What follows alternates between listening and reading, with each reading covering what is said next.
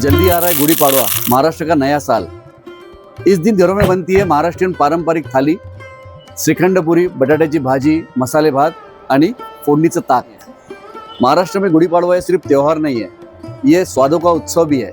मीठा भी है, नमकीन भी है, तीखा भी है, सब तरह का संतुलन है। चलिए सबसे पहले बनाते हैं बटाट्याची भाजी। यहाँ पर मैं जो सब चीजों की क्वांटिटी बता रहा हूँ ये 4 थाली के लिए इनफ हो जाएगी। डिस्क्रिप्शन में पूरी रेसिपीज दे रहा हूँ। 2 टेबलस्पून मूंगफली का तेल गरम कर लिया है, इसके अंदर डाल दिए 1 टीस्पून राई के दाने। राई फूटने के बाद 10 से 12 करी पत्ता और 2 से 3 कटी हुई हरी मिर्च, 1 टीस्पून बारीक कटा हुआ अदरक और 1 टीस्पून जीरा। 1 मिनट के लिए इसे भून लेंगे।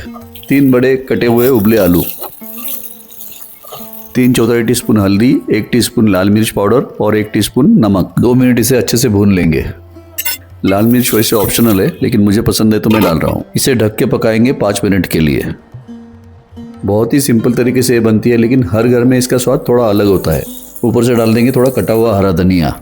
पूरी के साथ ये भाजी और श्रीखंड एकदम गजब का कॉम्बिनेशन है। अब बनाते हैं गर्मा गर्म मसाले भात, जिसकी खुशबू से भूख लगना स्टार्ट हो जाता है। सबसे बेस्ट मसाला भात बनता है आंबे मोहर चावल से।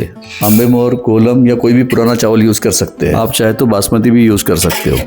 चावल को 3 बार अच्छे से धो लेंगे और पानी में भिगो के रखेंगे कम से कम आधे घंटे के लिए। परफेक्ट महाराष्ट्रियन स्टाइल का श्रीखंड बनाने के सारे सीक्रेट्स एंड में शेयर करूंगा। एक मसाला बनाएंगे जिसके लिए मैंने लिया है थोड़ा सा धनिया, 2 हरी मिर्च, 1/4 ताजा नारियल और आधा इंच अदरक लिया है। ये मसाला हम बना रहे हैं मसाले भात के लिए। इसे हमने अच्छे से बारीक कर लिया है।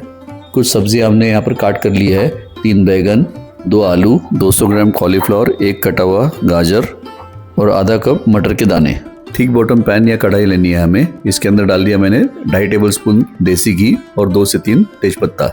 8 से 10 लौंग डाल देंगे इसके अंदर और जो कूटा हुआ मसाला है वो भी डाल देंगे इसके अंदर। 2-3 मिनट मसाला अच्छे से भुनने के बाद इसके अंदर डाल देंगे 15 से 18 काजू और 15 से 20 ब्लैक रेजिन्स। वैसे ये दोनों चीजें ऑप्शनल है। काजू और ब्लैक रेजिन्स अच्छे से भुने जाने चाहिए, इसके लिए 2 से 3 मिनट इस मसाले को भुनना है। कटी हुई सब्जियां डाल देंगे इसके अंदर। सब्जियों को 2 से 3 मिनट भुनना है। अब डाल देंगे 3/4 टीस्पून हल्दी और 4 टीस्पून गोड़ा मसाला। गोड़ा मसाले की रेसिपी मैंने ऑलरेडी देव्स किचन पर शेयर की है, उसकी लिंक मैं डिस्क्रिप्शन बॉक्स में दे रहा हूँ। 2 टीस्पून नमक डाल देंगे। अगर गोड़ा मसाला नहीं होगा तो 3 टीस्पून आप गरम मसाला डाल सकते हैं। भिगोया हुआ चावल अब छान के डाल देंगे इसके अंदर। अब सबसे इम्पोर्टेंट है कि इसे भी हमें भुनना है कम से कम 3 मिनट के लिए। 1.5 कप हमने चावल लिया था। अब इसके अंदर डाल देंगे 3.25 कप उबलता हुआ पानी और आधा कप दही। दही से थोड़ी सी खटास मिलती है मसाले भात को, जो बहुत अच्छी लगती है। नमक थोड़ा कम था तो 1 टीस्पून नमक मैंने इसके अंदर ऐड कर दिया है और 1 टेबलस्पून घी डाल देंगे। अब बिल्कुल धीमी आंच पर इसे ढककर पकाना है कम से कम 15 से 20 मिनट के लिए। पहले 10 से 12 मिनट में कम से कम 2 बार इसे खोल के इस तरह से स्टर कर लेना है। 20 मिनट के बाद गैस बंद करके ढक के रखना है 10 मिनट के लिए। 10 मिनट ढकने के बाद अभी मैंने इसे खोला है। देखिए कितना बढ़िया ये बन चुका है। ऊपर से डाल देंगे थोड़ा सा ग्रेट किया हुआ ताजा नारियल और कटा हुआ हरा धनिया। महाराष्ट्रियन शादियों में तो यह ऑलमोस्ट कंपलसरी होता है। ऐसा गर्मा गर्म मसाले भात परोसते वक्त ऊपर से चाहिए देसी घी की धार और साथ में होने चाहिए तले हुए पापड़ या कुरडई और ताक।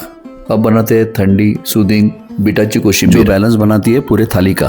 1 बीटरूट उबाल के कट कर लिया था, उसके अंदर डाल दी 1 कटी हुई ककड़ी और 1 कटा हुआ टमाटर। 1 टीस्पून नमक और 2 टीस्पून शक्कर डाल देंगे। 1 कप ठंडा गाढ़ा दही। 1 टेबलस्पून तेल गरम किया, इसके अंदर डाल दिया आधा टीस्पून सरसों के दाने, 3 कटी हुई हरी मिर्च और 10 से 12 करी पत्ता। 2 चुटकी हींग डाल देंगे इसके अंदर और ये तड़का डाल देंगे दही के ऊपर। अशी मस्त खमंग बनती है कोशिंबीर, मतलब बहुत टेस्टी बनती है ये कोशिंबीर। जब आप सर्व करेंगे उसी टाइम पे इसे मिलाना है, पहले नहीं मिलाना है और इसे फ्रिज में रख देना है।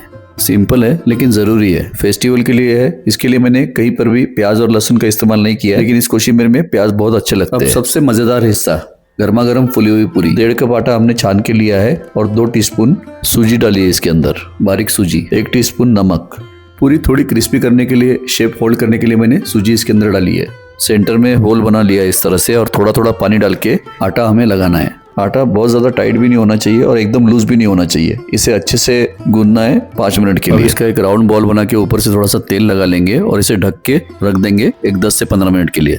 इसकी छोटी छोटी लोइयां बनाकर इसे हाथ पर इस तरह से रोल करना है और पूरी को बेल लेना है।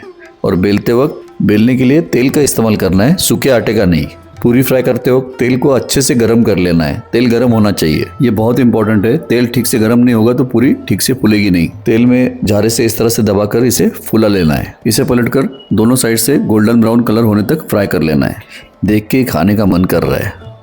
इस पूरी के बिना ये थाली अधूरी है। अब बनाते हैं थाली का सबसे इम्पोर्टेंट पार्ट, जो है श्रीखंड। पुणे में पेशवाओं के दौर में ये सिर्फ मिठाई नहीं थी, उस वक्त के शाही खानों का ये बहुत अहम हिस्सा हुआ करता था। 1 लीटर दही मैंने बांध के रखा था 6 से 7 घंटे के लिए, और इसे हाथ से दबाकर जो एक्सेस पानी था वो भी निकाल लिया है। महाराष्ट्रियन श्रीखंड का बहुत इंपॉर्टेंट घटक होता है जायफल, मतलब नटमेग। इसे घस के थोड़ा पानी डाल के इसकी पेस्ट यूज करना सबसे बेस्ट होता है। वो पॉसिबल नहीं था, इसके लिए मैंने इसे बारीक कूट लिया है। 1 टीस्पून डालेंगे इलायची पाउडर और आधा टीस्पून एकदम फाइन जायफल मतलब नटमेग पाउडर। स्टार्टिंग में 1 कप पाउडर शुगर डाली इसके अंदर, से विस्क करना स्टार्ट कर दिया है। 4 टेबलस्पून दूध के अंदर 2 पिंच केसर डाला था और उसे उबाल लिया था, और ये दूध डाल दिया अब श्रीखंड के अंदर। क्या खुशबू है, आहा क्या कलर आया हुआ है, देखिए आप। शक्कर का प्रमाण दही की खटास पर डिपेंड करता है।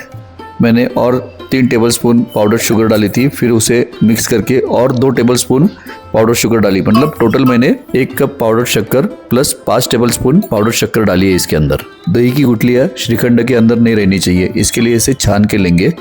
ये छन्नी में मैंने इसे डाला है और इसे इस तरह से प्रेस करके छान लूंगा। ये देखिए इसका टेक्सचर, इस तरह से क्रीमी सिल्की होना चाहिए टेक्सचर। ऊपर से चिरौंजी और कटा हुआ पिस्ता डाल सकते हैं गार्निश के लिए। पिस्ते को मैंने गर्म पानी में भिगोया था और छिलका निकाल के उसे स्लाइस कर लिया था, और ऊपर से थोड़ा केसर। गर्मा गर्म पूरी के साथ इसे खाओगे तो सब भूल जाओगे। अब बनाते हैं पेट को ठंडक देने वाला ताक। 1.5 कप दही मैंने बोल में लिया है और इस इमाम दस्ते में डालते हैं 2 हरी मिर्च और आधा इंच अदरक, और इसे कूट लेते हैं। कूटने के बाद इसे डाल देंगे दही के अंदर, और इमाम दस्ते में थोड़ा पानी डाल के घोल के ये पानी भी डाल देंगे दही के अंदर।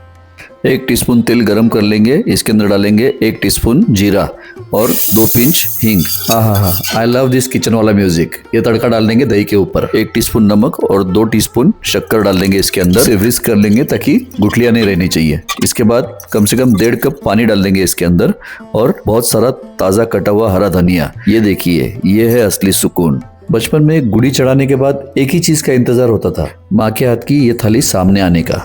तब पता नहीं चलता था, लेकिन अब समझ में आता है कि वो सिर्फ त्योहार का खाना नहीं था, हम अपने बचपन को जी रहे थे और वो कभी वापस नहीं आता।